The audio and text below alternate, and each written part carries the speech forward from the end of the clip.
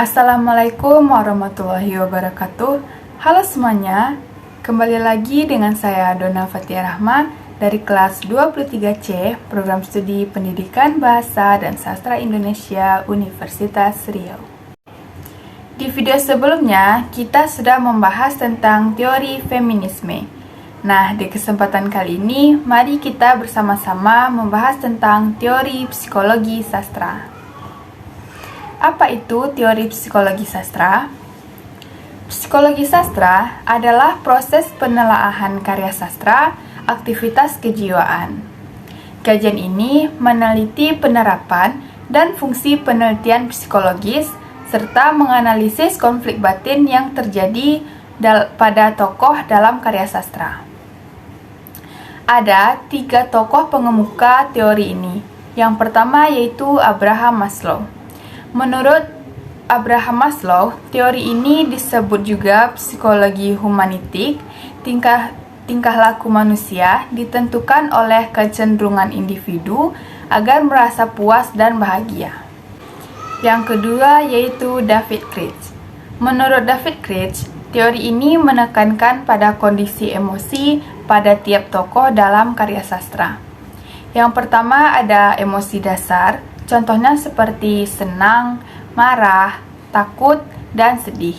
Kemudian ada emosi yang berhubungan dengan stimulasi sensor, contohnya seperti perasaan jijik, sakit, dan nikmat.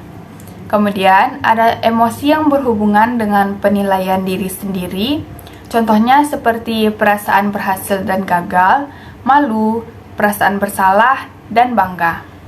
Dan yang terakhir ada emosi yang berhubungan dengan orang lain, contohnya seperti rasa cinta dan rasa benci. Tokoh pengemuka yang ketiga yaitu Sigmund Freud. Menurut Sigmund Freud, psikologi sastra adalah alam bawah sadar. Sastra adalah proses pembentukan mimpi yang secara tidak langsung memberikan kepuasan bagi pengarangnya atau pembaca. Teori Sigmund Freud ini disebut juga teori psikoanalisis karena berhubungan dengan fungsi perkembangan mental manusia.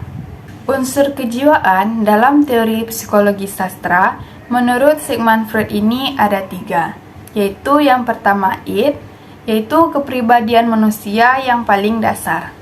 Dan yang kedua ada ego, yaitu kepribadian sebagai pengarah individu. Dan yang terakhir ada superego, yaitu kepribadian yang memiliki nilai atau aturan bersifat evaluatif.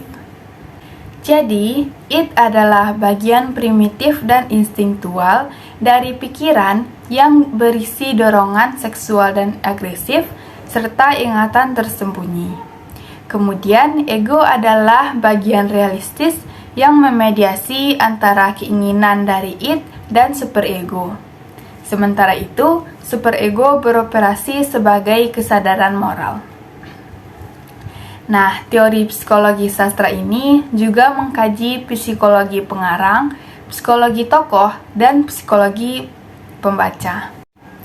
Nah, setelah mengetahui pengertian dari teori psikologi sastra ini, mari kita menganalisis psikologi tokoh dalam novel Pulang karya Leila Shalika Chudori menggunakan teori psikologi sastra. Yang pertama, mari kita mengkaji tentang aspek id pada novel Pulang. Aspek id ini dapat kita lihat pada saat Dimas menikah dengan Vivian. Dimas dituntut bekerja untuk membantu Vivian membiayai kehidupan mereka. Dimas pun bekerja di Kementerian Pertanian. Namun, karena merasa tidak nyaman dengan pekerjaannya, Dimas memutuskan untuk berhenti. Hal itu dilakukan akibat dari psikologi dirinya yang menolak dan berusaha untuk menghindari ketidaknyamanan. Dan yang kedua yaitu aspek ego. Aspek ego dalam novel Pulang ini dapat kita lihat pada saat awalnya Dimas menutupi sejarah hidupnya sebagai korban politik Indonesia dari Vivian. Namun, setelah dia merasa Vivian sudah memasuki seluruh hatinya, pori-porinya dan jantungnya, maka Dimas melakukan pengembalian keputusan dengan merelakan Vivian perlahan menguak kisah kelam sejarahnya. Hal tersebut merupakan bagian dari ego akibat pengaruh individu kepada dunia objek dan kenyataan dan menjalankan fungsinya berdasarkan prinsip kenyataan.